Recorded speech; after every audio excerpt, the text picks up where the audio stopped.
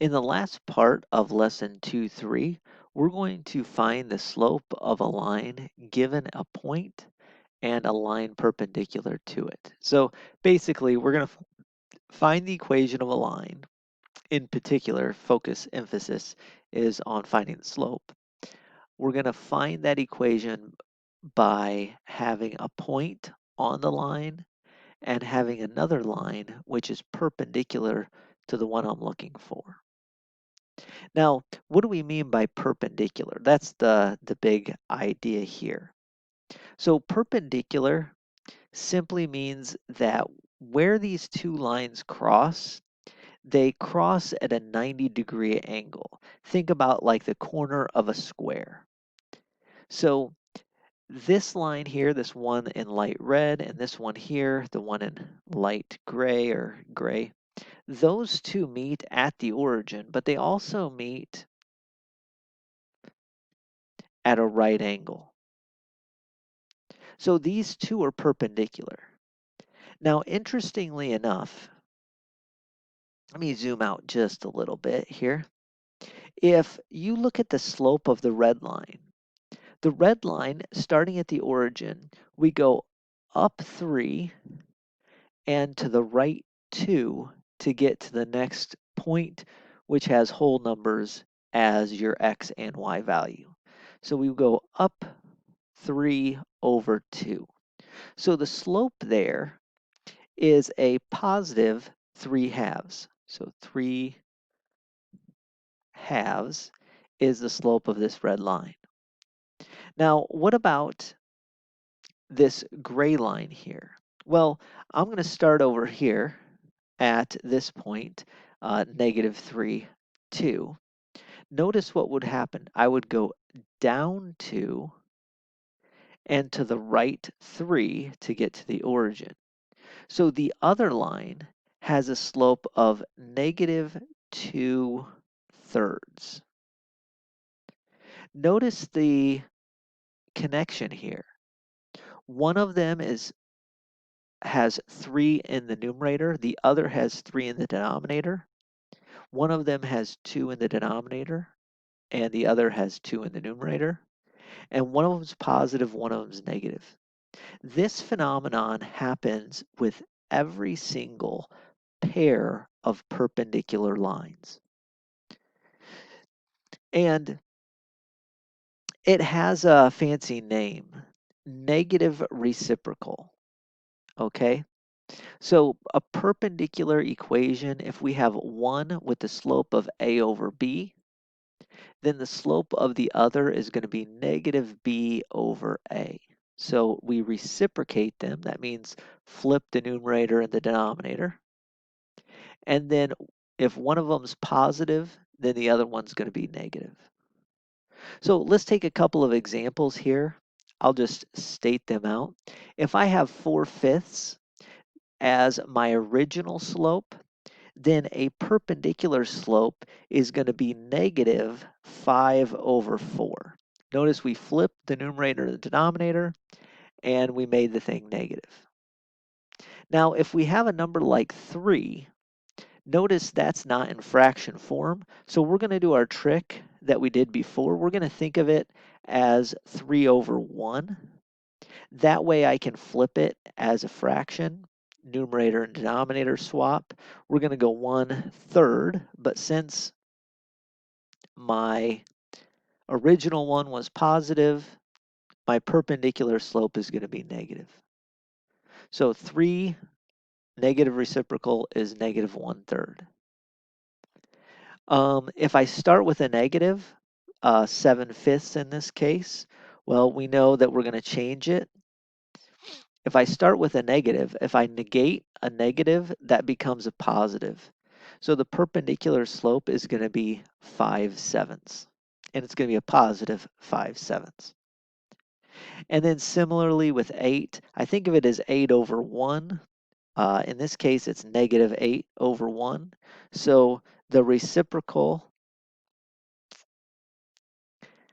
is -1/8. The negative reciprocal is a positive 1/8. So positive 1/8, would be the perpendicular slope if our slope was -8.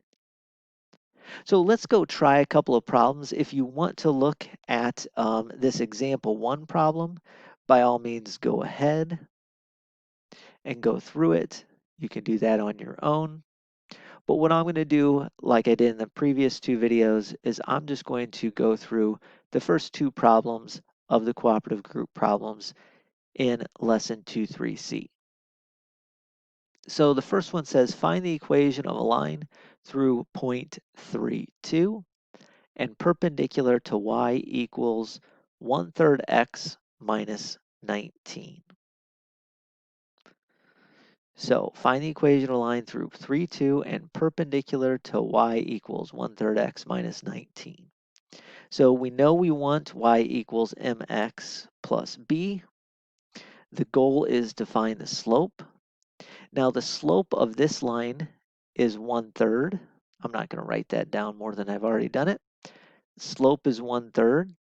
So if our line needs to be perpendicular, we need to get the negative reciprocal. So we're going to put a -3 over a +1, which you can reduce and write simply as -3 if you'd like.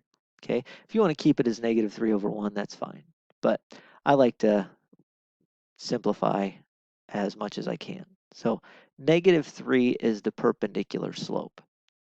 And from this point on, it's going to look exactly like every problem we've done so far. We write y equals the slope times x plus b. We know it goes through a point 32. So plug in 2 for y, plug in 3 for x. Now we can solve for b. 2 equals -9 plus b.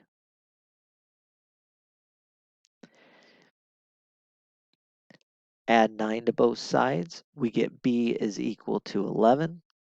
And so my final equation, y equals -3 times x plus 11.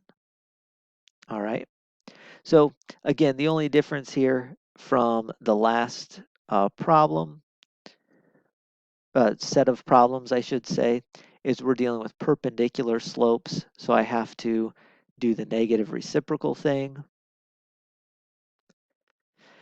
But beyond that, it solves for b in the exact same way.